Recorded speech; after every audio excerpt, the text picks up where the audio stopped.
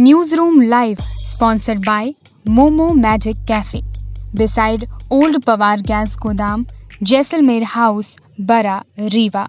नमस्कार, विंध्या टाइम्स में आपका स्वागत है। प्रदेश की 4 बड़ी खबरों के साथ हाजिर हुए हैं। पहली खबर की बात करते हैं। मध्य प्रदेश में डेंगू मलेरिया के मरीज पिछले 10 से 15 दिनों में बढ़ते जा रहे हैं। लगातार बढ़ते मरीजों को लेकर मध्य प्रदेश के मुख्यमंत्री शिवराज सिंह चौहान ने निर्देश दिए हैं। मुख्यमंत्री ने भोपाल, जबलपुर और इंदौर कलेक्टर को ध्यान देने के निर्देश दिए।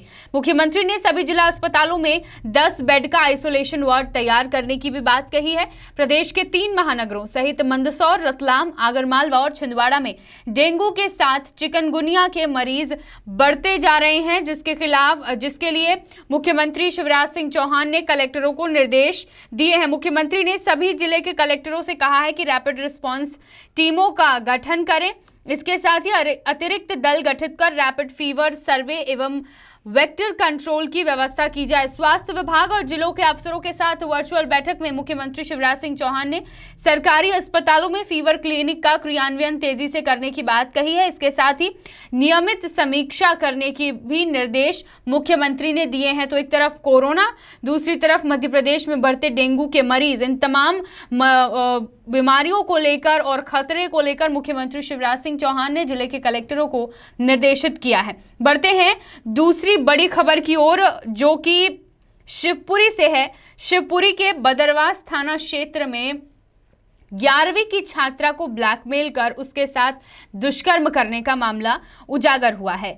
यहां पर आरोपी को लोगों ने पकड़ लिया, रहवासियों ने पकड़ लिया और इसके बाद आरोपी के हाथ पैर बांधकर डंडों से जमकर उसकी पिटाई की गई और उसके बाद आरोपी को पुलिस को सौंपा गया। पुलिस ने आरोपी के खिलाफ अपहरण, दुष्कर्म, पॉक्सो समेत SC/ST एक्ट के तहत मामला दर्ज कर लिया। अब ये पूरा मामला क्या है वो आपको बताते हैं। 11वीं की छात्रा है जो कि उसने पुलिस को बताया कि गाँव से पढ़ने के लिए वह बदरवास जाती थी और इसी दौरान जनवरी से उसकी मुलाकात बस स्टैंड पर नदीम खान नामक आरोपी से हो गई।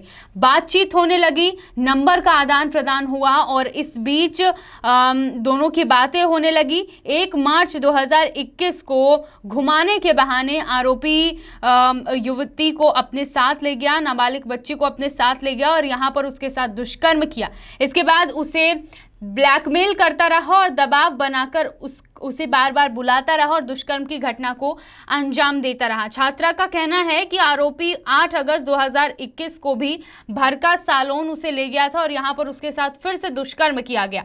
इस बात की भनक जब गांव वालों को लगी तो गांव वालों ने आरोपी को पकड़कर उसकी जमकर पिटाई की और उसके बाद पुलिस को सौंप दिया है। पुलिस ने तमाम धाराओं के तहत प्रकरण पंजीबद्ध कर लिया है, आरोपी के खिलाफ मामला दर्ज कर लिया है।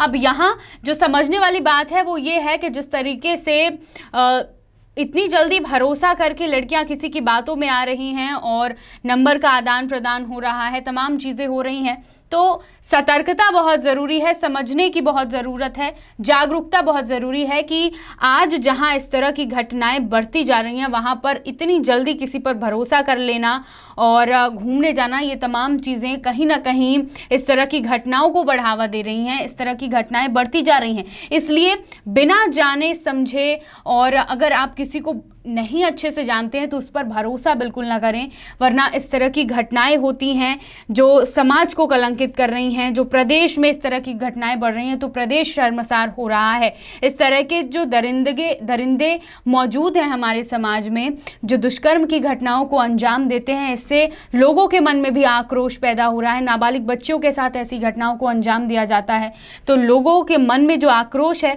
वो आक्रोश यहाँ शिवपुरी में भी दिखाई दिया। गाँव वालों को जब पता चला तो गांव वालों ने आरोपी की जमकर पिटाई की और उसके बाद पुलिस को सौंपा। बढ़ते हैं प्रदेश की तीसरी बड़ी खबर की ओर, जो कि एक पुलिसकर्मी की है जिन्होंने अपनी फरियाद महाकाल को लिखी है। महाकाल को चिट्ठी के माध्यम से अपनी फरियाद सुनाई है। लगातार काम करने के कारण बीमार पड़े पुलिसकर्मी ने महाकाल की शरण ली। अपनी बात आला अधिकारियों तक कोई यूनियन न होने के कारण पुलिसकर्मी नहीं पहुंचा पा रहा था और इसलिए वो महाकाल को यह पत्र सौंपा। उस पत्र में लिखा कि हम भूख हड़ताल नहीं कर सकते, ना ही आंदोलन, कभी अनुशासनहीनता भी नहीं की।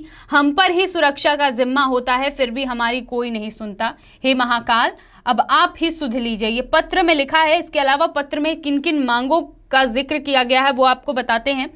अनुमान लगाया जा रहा है पत्र को देखकर कि यह पत्र मध्य प्रदेश सशस्त्र बल के किसी कर्मचारी ने लिखा है, क्योंकि इसमें मध्य प्रदेश सशस्त्र बल पुलिस बल की कंपनी को 10 साल के बाद स्थायी करने और साइकिल भत्ता 18 रुपए से बढ़ाकर 3000 रुपए करने की मांग है।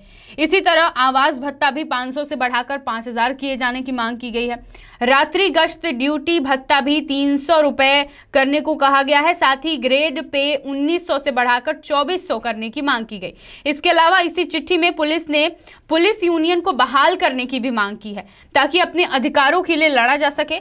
पत्र लिखने वाले पुलिसकर्मी ने अपना नाम नहीं लिखा है। इसमें पीड़ित ने लिखा है कि गृह जिले में तैनाती के साथ 1 दिन का साप्ताहिक अवकाश भी किया जाए। तो ये एक पुलिसकर्मी की मांग है, जो किसी अपर लेवल के पुलिसकर्मी से न करके महाकाल को यह पत्र लिखा गया और अब ये पत्र वायरल हो रहा है। हो सकता है कि ये पत्र देखकर पुलिसकर्मी की मांग भी पूरी हो जाए। बढ़ते हैं चौथी और आखिरी खबर की ओर। मध्य प्रदेश में निजी स्कूल फीस का जो ब्यौरा हाईकोर्ट ने मांगा था, सुप्रीम कोर्ट ने मांगा था, माफ कीजिएगा, सुप्रीम कोर्ट ने सार्वजनिक करने के निर्देश दिए थे, पोर्टल में डालने के जो निर्देश निजी स्कूलों को दिए थे, उस पर अभी सिर्फ 3% स्कूलों ने ही ब्यौरा को पोर्टल में डाला है। यानी अभी भी एक बहुत बड़ी संख्या है निजी स्कूल संचालकों की जिन्होंने फीस का ब्यौरा पोर्टल में नहीं डाला है। मात्र 3% स्कूलों ने ही अब तक फीस की जानकारी स्कूल शिक्षा विभाग के पोर्टल में साझा की है। स्कूल शिक्षा विभाग की वेबसाइट पर समय सीमा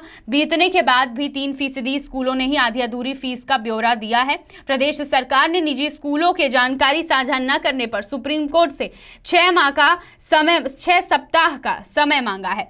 बता दें कि प्रदेश में 91,283 निजी स्कूलों में से सिर्फ 1307 निजी स्कूलों ने ही फीस की जानकारी दी है। इसमें 3084 स्कूल इंदौर में है, जिनमें से सिर्फ 60 स्कूलों ने ब्यौरा साझा किया है। भोपाल में 2496 स्कूल हैं, जिनमें से सिर्फ 93 स्कूलों ने ही फीस की जानकारी दी है। फीस की जानकारी सार्वजनिक करने के लिए निजी स्कूलों को 3 सितंबर 2021 तक का समय दिया गया था। समय सीमा बीत जाने के बाद भी निजी स्कूलों ने फीस की जानकारी नहीं दी है। बता दें, सुप्रीम कोर्ट ने मध्य प्रदेश के स्कूल शिक्षा विभाग को 2 सप्ताह का समय दिया था, जो बीत चुका है। निजी स्कूलों को फीस की सभी जानकारी स्कूल शिक्षा विभाग के पोर्टल पे देनी थी कि पहली से लेकर 12वीं तक के जो क्लासेस हैं उनसे किस तरह की फीस वसूली की जा रही है, किन किन पाठ्यक्रमों के आधार पर स्कूल फीस वसूली कर रहा है। इसकी पूरी जानकारी स्कूल शिक्षा विभाग के पोर्टल में साझा करने के निर्देश सुप्रीम कोर्ट ने दिए थे, लेकिन अभी तक मध्य प्रदेश के मात्र 3% स्कूलों ने ही, मात्र 1307 स्कूलों ने ही यह जानकारी, वो भी आधी अधूरी, पोर्टल में साझा की है। तो देखना होगा कि सुप्रीम कोर्ट के इस आदेश का पालन कब तक में पूरा हो पाता है। आज की 4 बड़ी खबरें। तमाम खबरों के लिए देखते रहिए विंध्या टाइम्स। बहुत बहुत धन्यवाद। News room live sponsored by momo magic cafe beside old Pawar gas गोदाम, जैसलमेर हाउस, बरा, रीवा।